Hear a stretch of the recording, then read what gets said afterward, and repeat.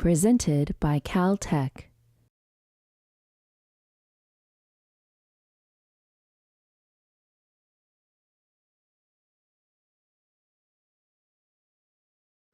Hello, it's my pleasure and my honor to introduce to you tonight Dr. Ellen Rothenberg. I've known Dr. Rothenberg for nearly 22 years now, having met her when I first arrived at Caltech in 1994. To give you a thumbnail on her background, let me cut to the chase and tell you that it seems like Dr. Rothenberg is an elitist because she's only associated herself with the finest institutions in her career.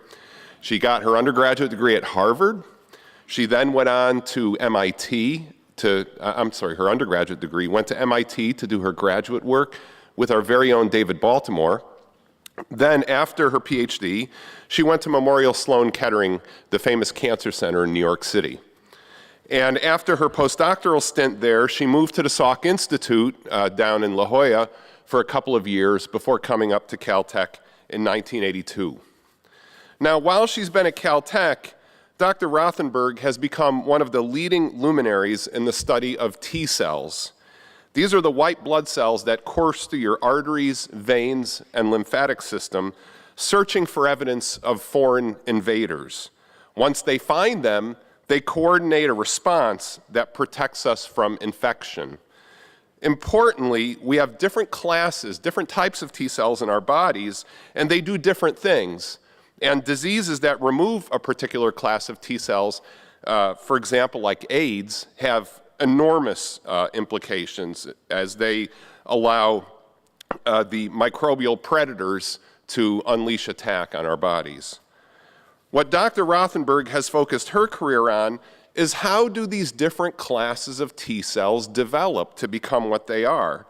And she has systematically identified the steps that the T cells go through as they are born, pass through infancy, the difficult stages of adolescence, and finally arrive in the full bloom of adulthood. In keeping with the significance of her work, Dr. Rothenberg has become a very influential voice in the Fellowship of Immunologists worldwide and serves as an advisor to no fewer than 4 of the top immunology departments and institutes around the world. But enough of these formalities. I'd like to share with you 2 of the things I've learned about Dr. Rothenberg because my lab was a neighbor to her lab for many, many years. So first of all, the first thing I glean from that is that Dr. Rothenberg is one of the most broadly knowledgeable biologists I've ever met.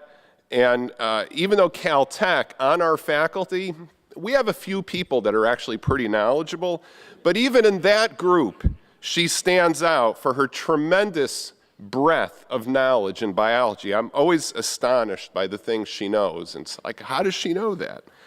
Second, she has an almost childlike quality of boundless enthusiasm for biology that is absolutely infectious.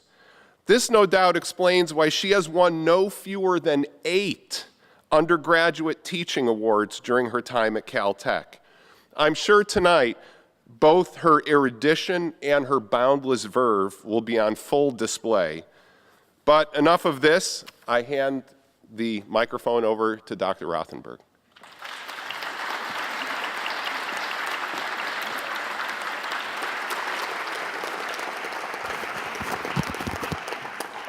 Thank you, Ray, for a fantastic introduction, which I did not expect at all.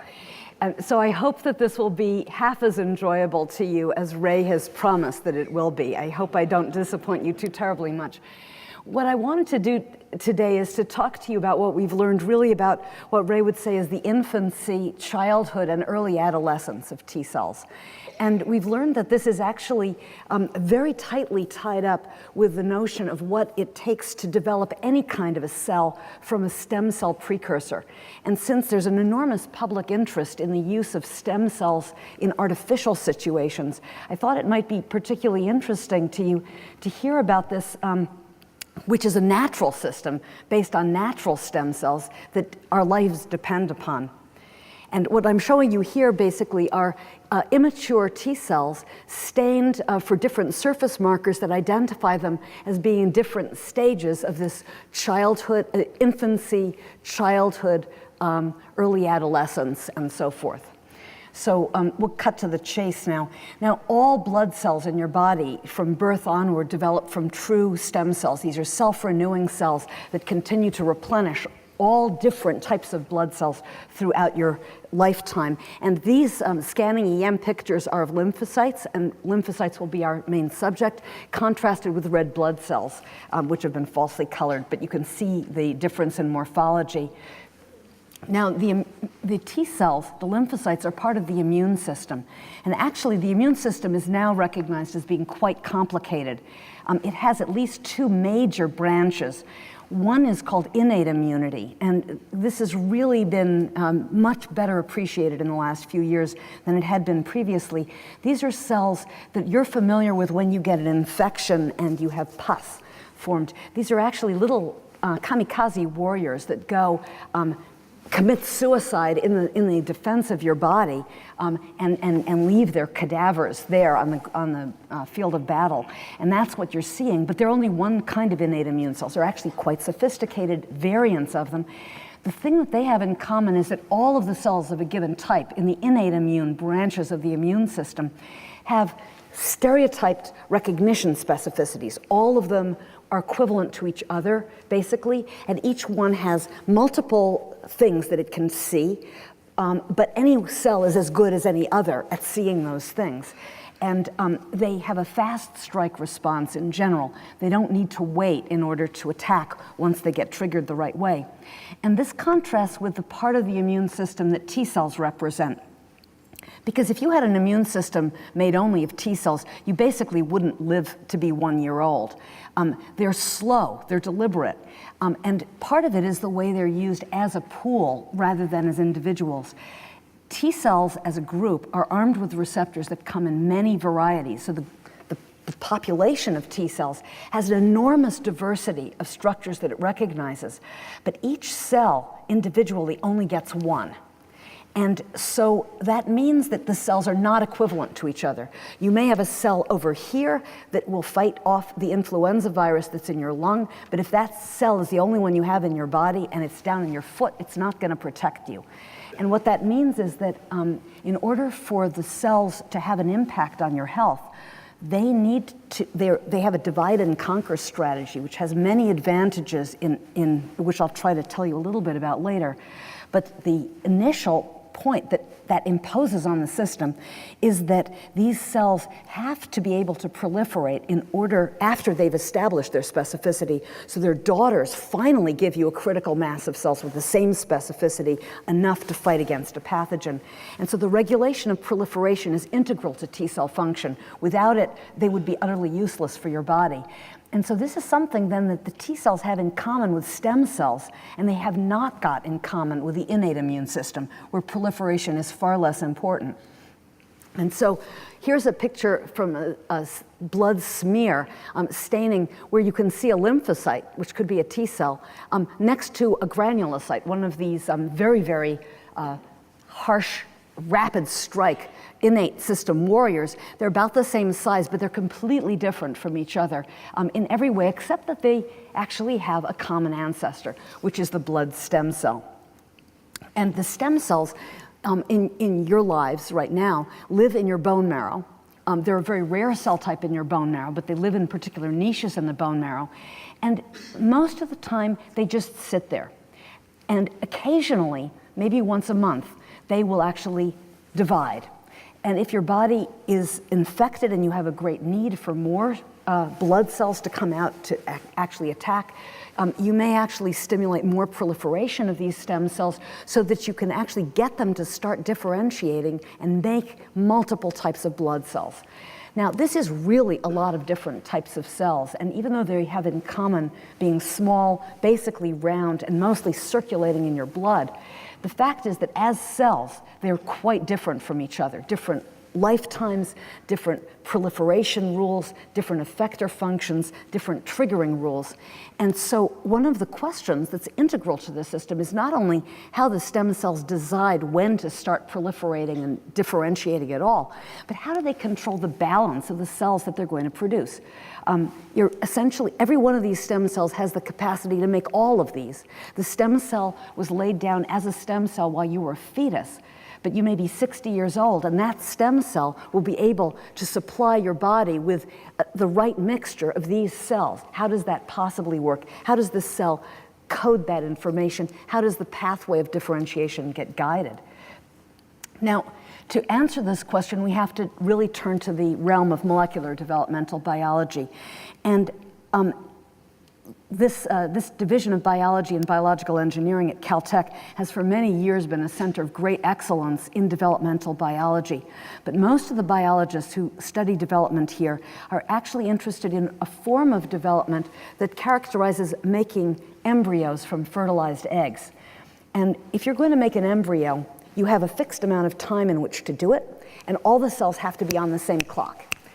If this cell is going to differentiate to a certain point and migrate over to this side of the embryo to interact with that other one had better show up for the appointment with the right stuff in hand. And otherwise, you don't get an embryo, and the species dies out. And so the embryos tend to be rigid about timing. But stem cells, as I just told you, are not rigid about timing, because all of the stem cells in your body that are going to be producing blood for you throughout your lifetime were set down as stem cells when you were a fetus. And essentially, the population is maintained by the fact that they don't all differentiate together. They have to do it separately. So that means that each cell has both a possibility of going forward to differentiate and a machinery for holding back. And this is going to play a role even in the production of cells like T cells, which are descendants of stem cells.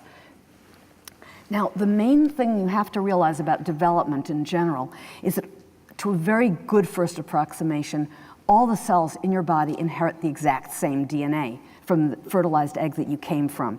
And so all the cells in your body that are expressing totally different functions are doing it with the same genomic blueprint. What they have to do is they have to express different parts of the genomic blueprint and leave others silent, and different cell types are distinguished by which genes they express and which ones they don't express. And so the real question is how development takes one fertilized egg that has the capacity to generate all of these gene expression patterns and actually allocate the right gene expression patterns to these cells, those cells, those cells. And the answer is in the mechanism of gene regulation. It turns out that if you look at any gene in your body, it comes with two kinds of biological information in it, in your DNA sequence. One is one that many of you learned about since high school or grade school, which is the genetic code of A, C's, G's, and T's, which code for segments of proteins called amino acids. And the coding regions of genes, which I've sort of made very short here in this picture just because I'm not going to talk about them very much, these are the parts that code for the proteins. So your lens in your eye is transparent because of lens crystallins, which are proteins that are transparent. Your blood is red because it codes for hemoglobin protein, which actually carries oxygen, and that is a separate protein. And the sequence of the DNA that codes for hemoglobin or that codes for lens crystallin is here. But let's face it, your eye lens would not do very much good for you if it was expressing hemoglobin. And so you have to arrange to have the hemoglobin expressed in your blood and have the lens crystallin expressed in your eye lens. And that's what this black part of the diagram is supposed to represent for these genes. Because in addition to the protein coding sequences in the genes, each gene also has what's called regulatory sequences.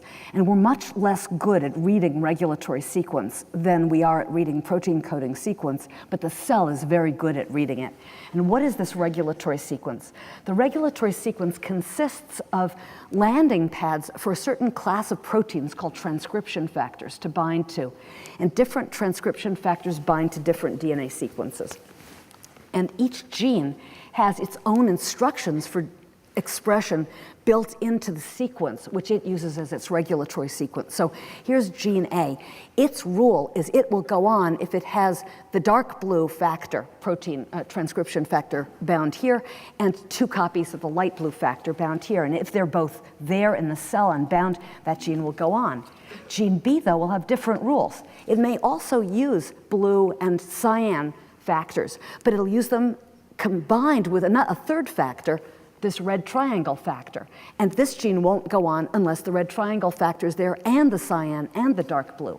And gene C may also use the cyan and the dark blue, but it only goes on if you also have the green triangle factor and the orange triangle factor. And so the genes, that's in the genome. The genome actually has the sequence, and that specifies which transcription factors have to bind in order to turn on the gene.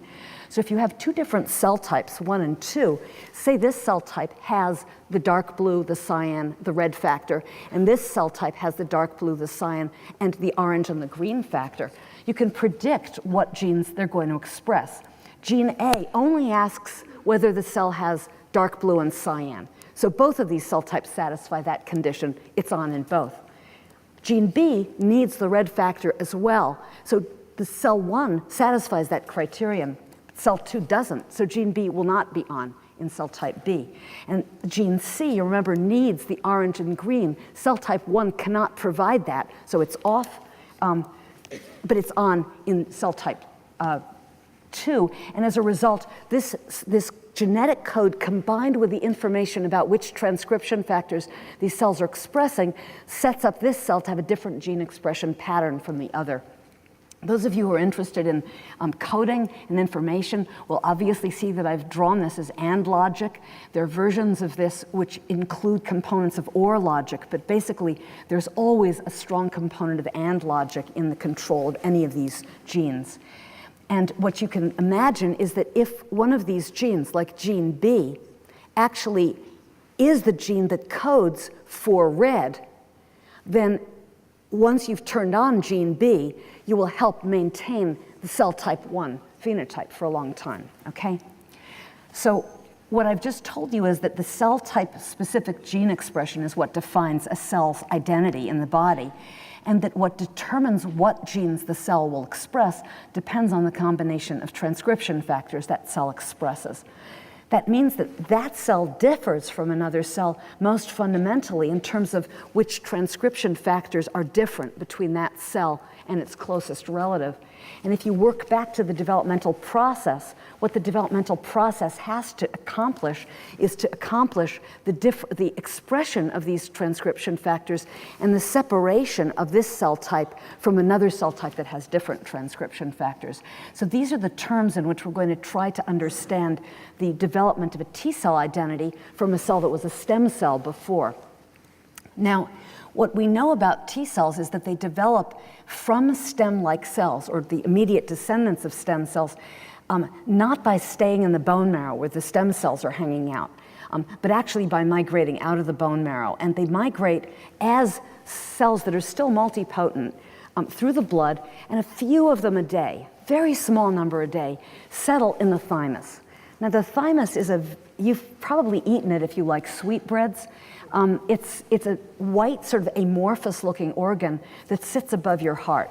And its job is essentially to provide a particular kind of schooling for these blood cell precursors that will force them into the T cell pathway. It's like a kind of boot camp, or you could say it's like a religious seminary. Essentially, the cells come in diverse and they come out programmed. And we know what the critical environmental signal is. It's that the thymus structural milieu, which is made of non-blood cells, expresses molecules that are called delta. And these molecules interact with receptors on the surfaces of these immature blood cells, which have this very strange name, Notch. And the Notch-delta interaction actually delivers an instruction to the cell that begins a cascade of gene expression changes that's going to program it to become a T cell. And this Notch-delta signaling, the delta in the environment, the Notch on the cells, is actually going to be the main environmental stimulus that pushes them into the T cell pathway.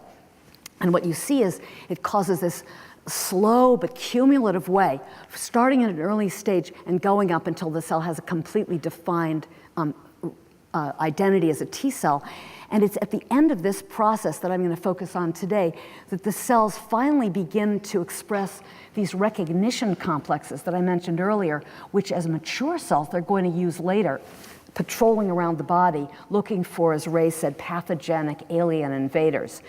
But the cells, through the period where they're learning whether they're going to be T cells at all, they don't have those receptors yet.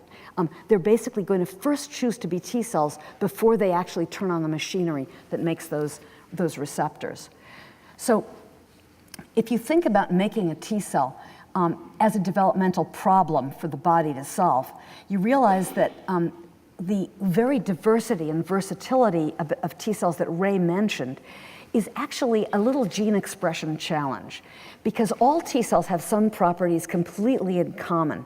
They all have similar classes of signaling molecules that they're going to use to interpret signals from the body as they circulate around looking for pathogens.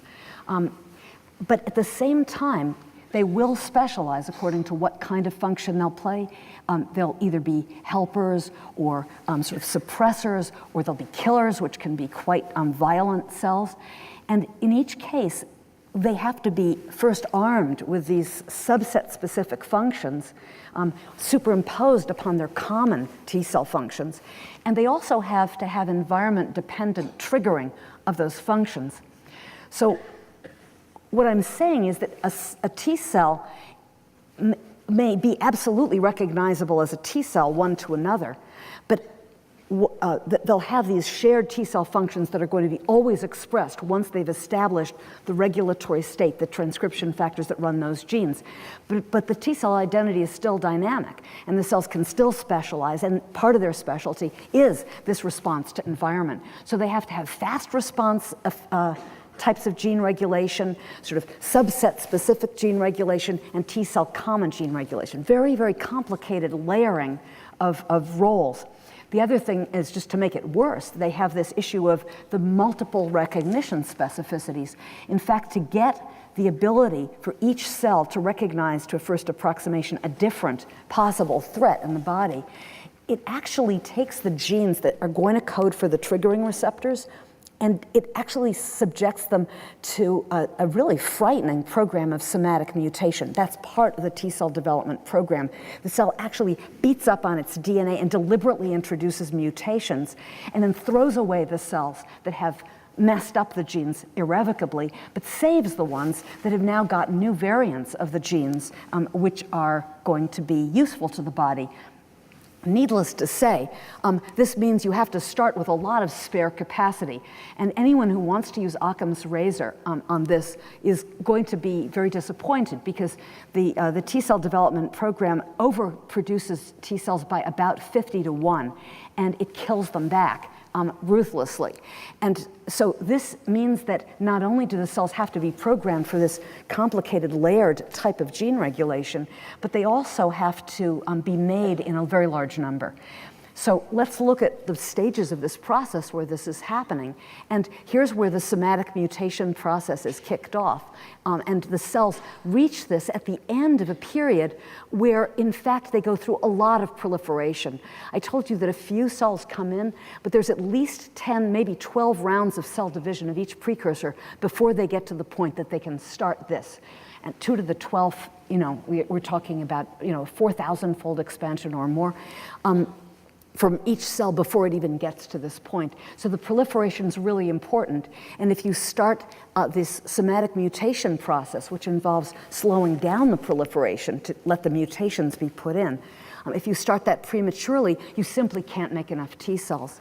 The other thing is that if you ask what the cells can do other than be T cells, it's very analogous to sort of going into a seminary or a nunnery. When the cells first come in, they have many options. And they go in, and they initially don't have to give up irrevocably all the other possibilities in their lives.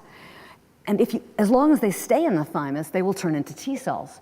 But if you take them out in these early stages, you can see that cell for cell, they're actually still pretty good at becoming other kinds of cells. They are not only good at forming other kinds of lymphocytes called natural killer cells, they can also form cells of the innate immune system quite efficiently. They only lose that ability at this particular point called commitment, which is obviously an important stage. And this is something then that we want to understand, and I'll be spending a lot of time talking about that. How can we study commitment?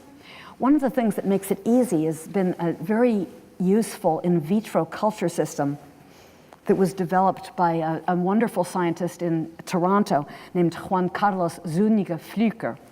And so it's a challenge to pronounce, and I left out the diacritical marks on this. But he's been a very creative guy for a long time, and Tom Schmidt in his lab about 13 years ago developed a system that allowed you to take a culture system which would be supportive of hematopoietic blood cell development into everything but T cells. And with one gene added, he could convert it into a system which coerced these cells to become T cells. And the thing that he had to add was the Notch ligand delta, the same molecule that's expressed by the thymic environment. And that one molecule is enough to turn this supportive cell type into a very coercive nursery for the generation of T cells. And what that means is that we've been able to take precursor cells, in this case from fetal liver or from bone marrow, that are still able to do all kinds of things. You can put them into the original type of stromal culture system, and then you can show that they can give rise to all of these other types of cells. Or you can put them into this T cell coercive environment, watch them become T cells, count the cells, take them out along the way, analyze them, put them back again, take them out, perturb them in some way, put them back again, take them out, move them to the other environment, see what they can do. And this is how we know that up to this point, if we take the cells out of T cell permissive conditions, they can still give rise to all these other types of cells. After this point, they can't anymore. So that's the commitment assay. So the question then is, how is the decision made to become a T cell? And I told you that the answer is going to be mechanistically at the level of transcriptional regulation. So what are the positive regulatory drivers of the program? What are the transcription factors that have to turn on? How are they turned on? But the other thing is, why does it take so long for the cells to give up their multipotency? And what's the resistance that the T cell program is pushing against? And this is just a portrait of one of the analytical methods that we use to distinguish cells in different stages from each other. This is a very powerful technique called multi-parameter flow cytometry. And I'm just showing you each dot is a cell that has a higher or lower level of one surface marker called KIT or another surface marker called CD25. And the cells start out like this, and then they move to here, and then to here, and then to here, to here. If we use this kind of analytical approach with a sorting technology that allows us to say, I want to sort the cells that meet these criteria, we can actually physically isolate these cells, do things to them, put them back, and watch them progress through. And so we're going to be using that kind of technology then through this talk. Now, one thing we can do with the cells is we can first find out how do the cells before commitment, these two stages, differ from the cells after commitment. And one extremely valuable thing about being at Caltech has been a marvelous collaboration I've enjoyed with my colleague Barbara Wold, who has been sort of the inspiration for our genomics facility at Caltech. And since the whole human and mouse and many other genomes have been fully sequenced, it's turned out that a very efficient way to find out on a global scale how one cell type compares with another is simply to take these cells, purify them, take all of the RNA in each of the cells. That's the action copies of the genes that are being expressed that are going to be used to make proteins.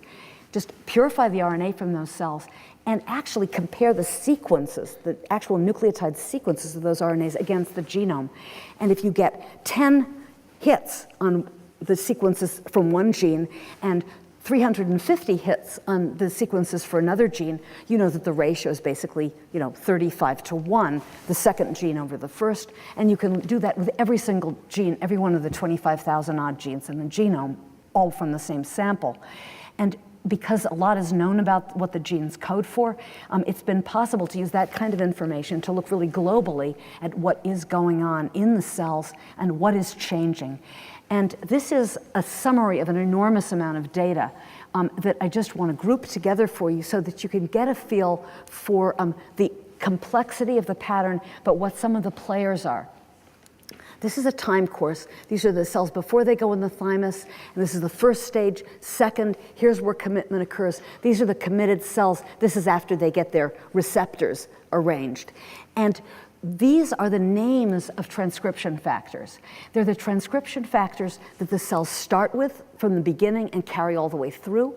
There's others that they start with but don't carry through. They're only expressed in the early stages.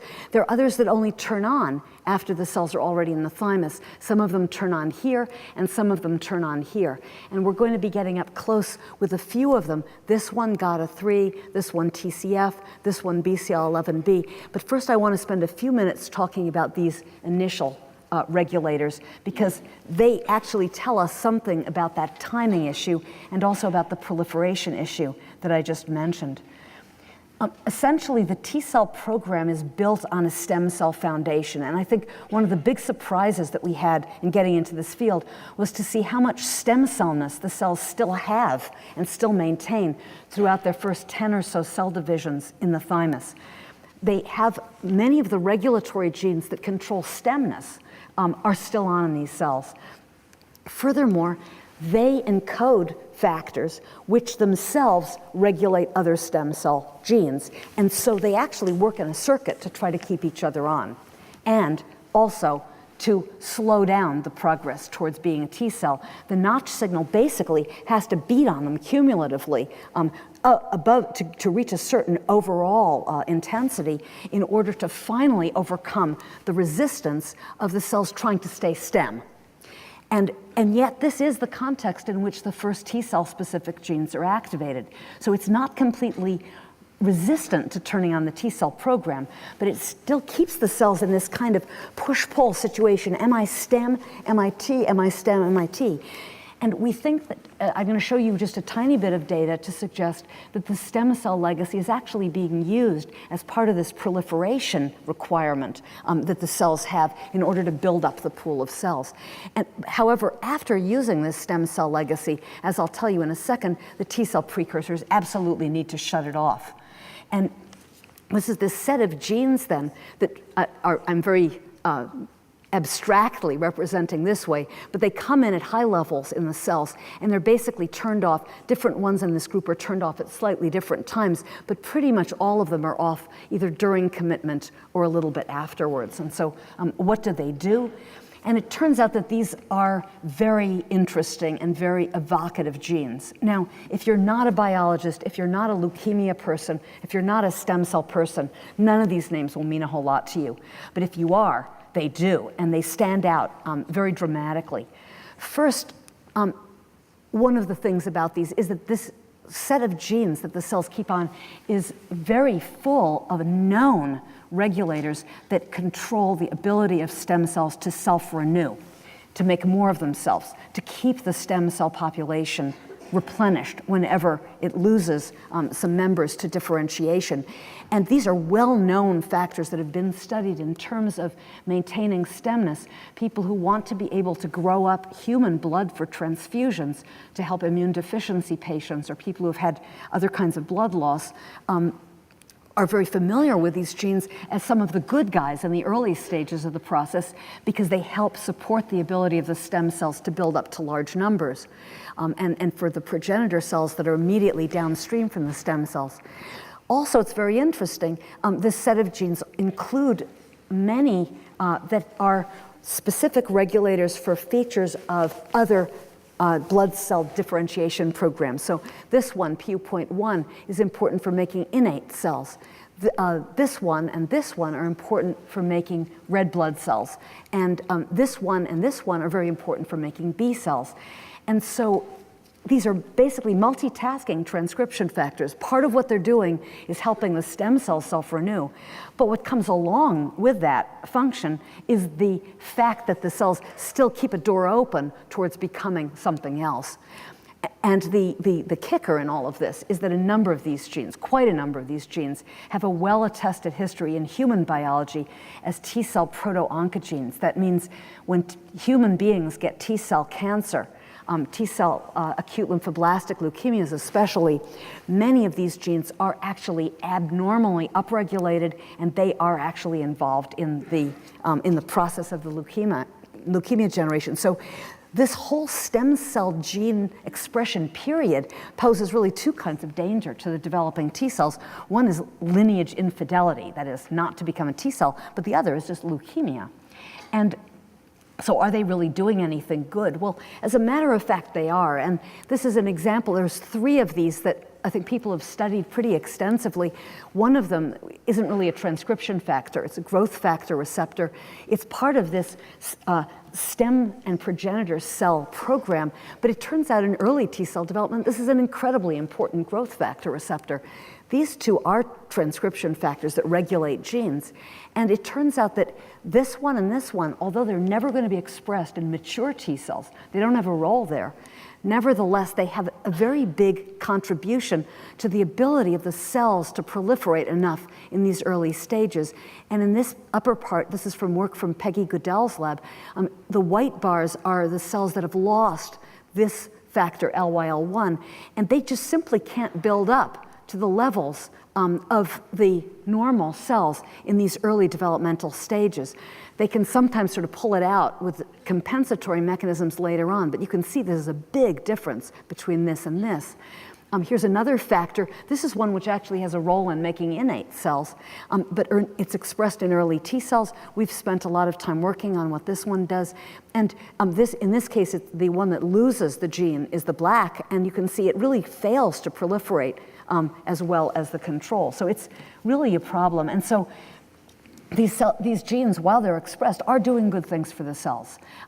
But they have to be downregulated.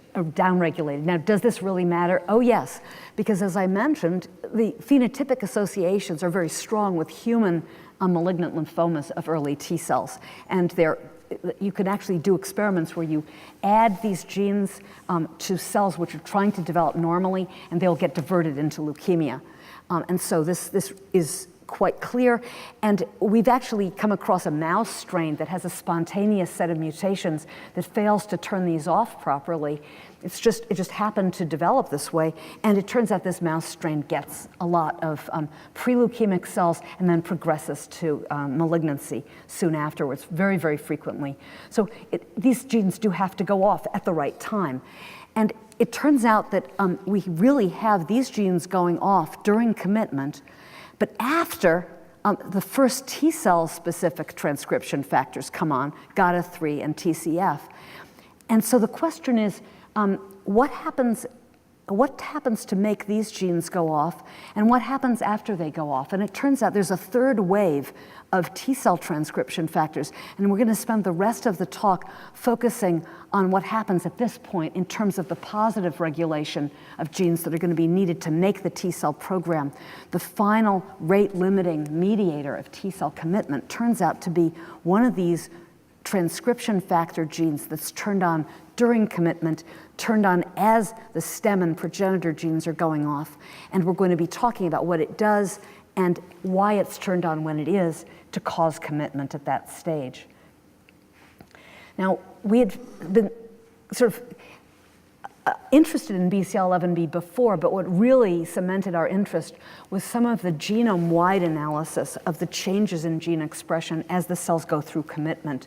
And I'm just showing you a graph that is sort of abstractly depicting some of the results from this, because what we did was we compared the cells before commitment and after commitment. We looked at all the genes that change expression.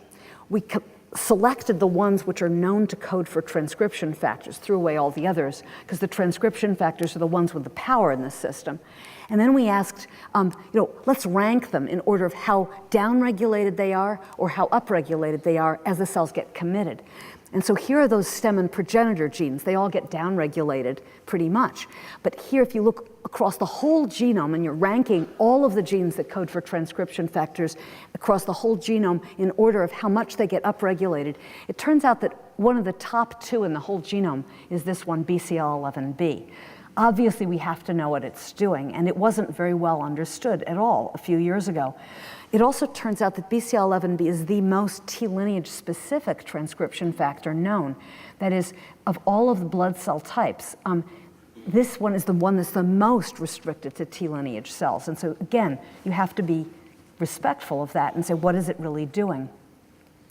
To begin to see the details of it, a postdoc in my lab named Haoyuan Cui made a mutation in the mouse genome which puts the gene that codes for a yellow fluorescent protein into the tail end of the gene that codes for BCL11B. And he stuck it in a way that doesn't disrupt the BCL11B gene, but allows the same gene to code for two proteins, BCL11B and this yellow fluorescent protein. And then we can use this nice analytical capability, which is based on fluorescent detection of different things, to ask, okay, if we look at this cell type, this cell type, this cell type, this cell type, how fluorescent are they in this yellow color that's coming now from the BCL11B gene? And what you could see is that the early cells are basically showing background levels. These cells are showing background levels. It's a log scale, so this is 1,000 times brighter than that. And the cells that are past the commitment point are all expressing BCL11B pretty well, here, here, here. This is a lot of expression. The interesting action is happening right in here, in the cells that are about to undergo commitment. And here you see two peaks. And it actually turns out that you could use the fluorescence from the BCL11B tagged locus to sort these cells and compare them. And in this case, it turns out that there's a very clear distinction functionally.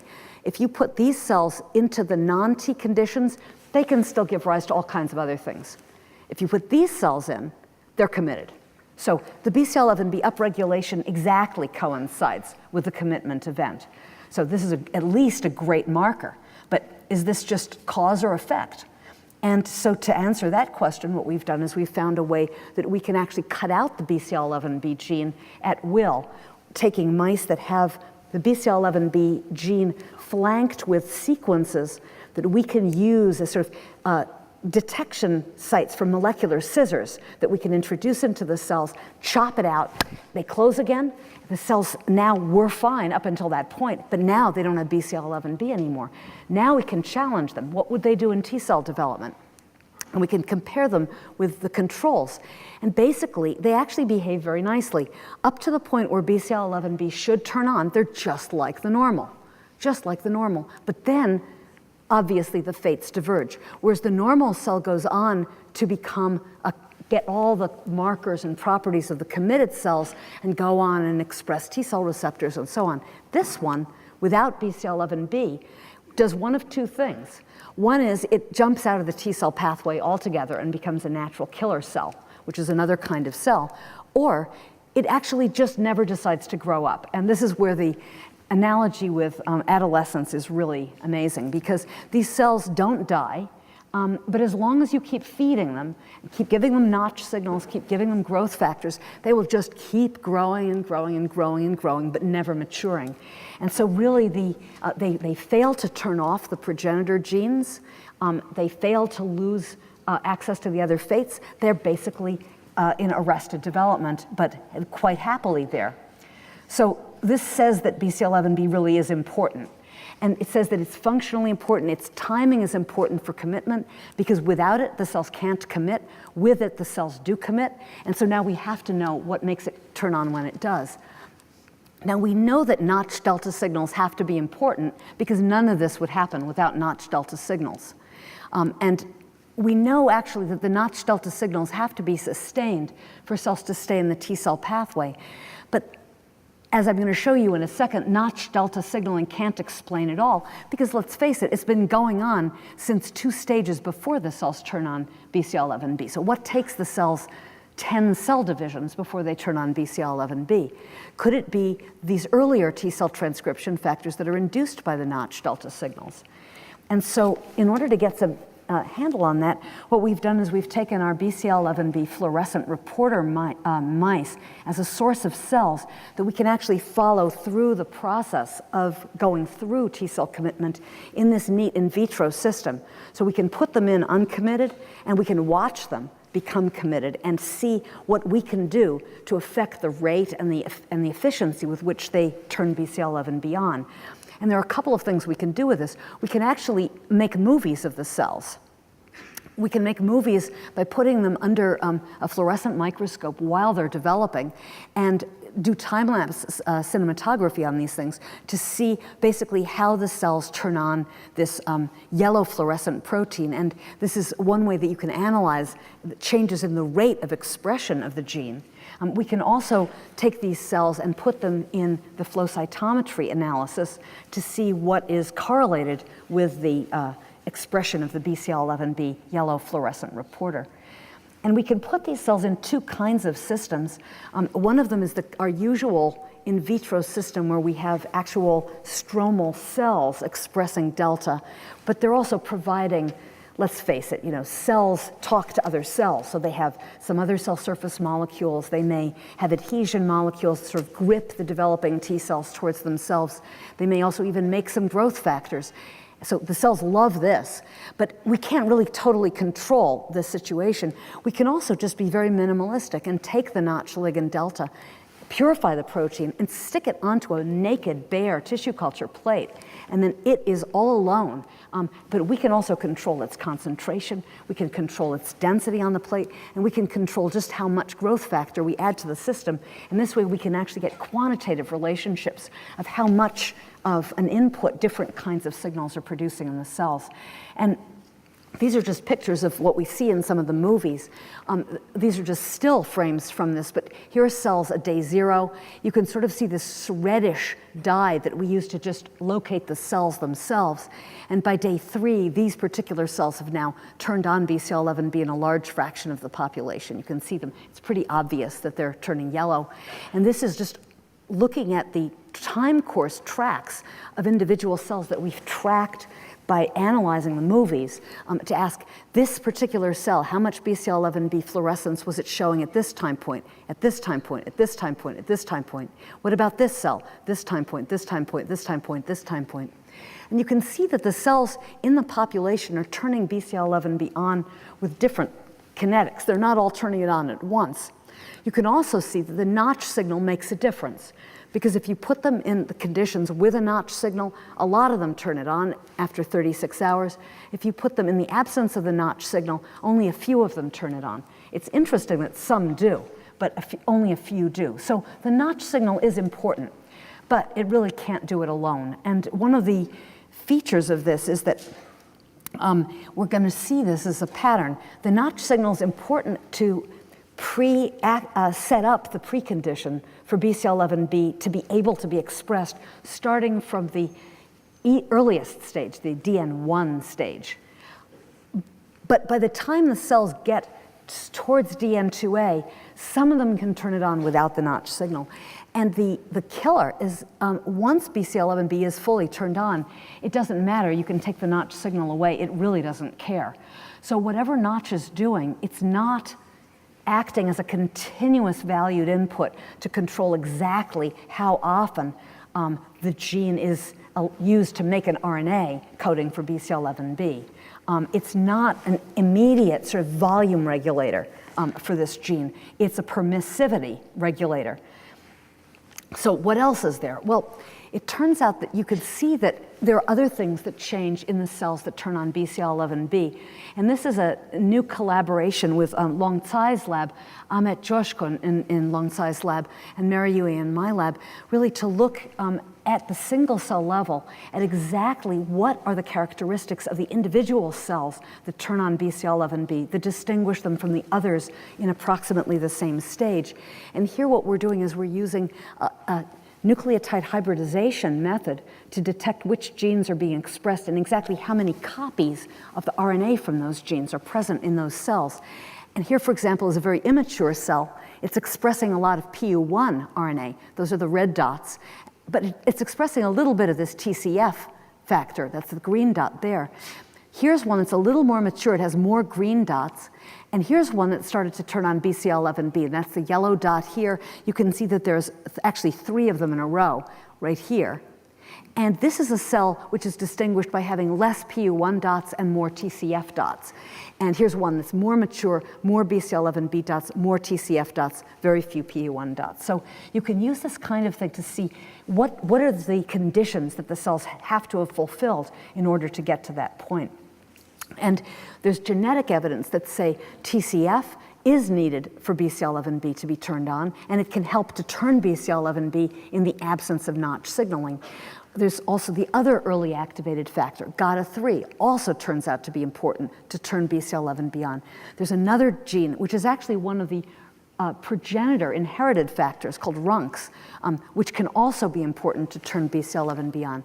So now we have an overabundance of causes, but how do they actually work together? I mean, I talked about AND logic early on, but what does this actually mean for the gene in these individual cells? Are these factors all working together? Do they have to essentially crystallize at the same time? I already mentioned the notch signal becomes dispensable after the gene is on. So what's happening here? And this is where we've been very interested to see how this works, because it first looks complicated, and then when you zoom back out again, it makes a lot of sense.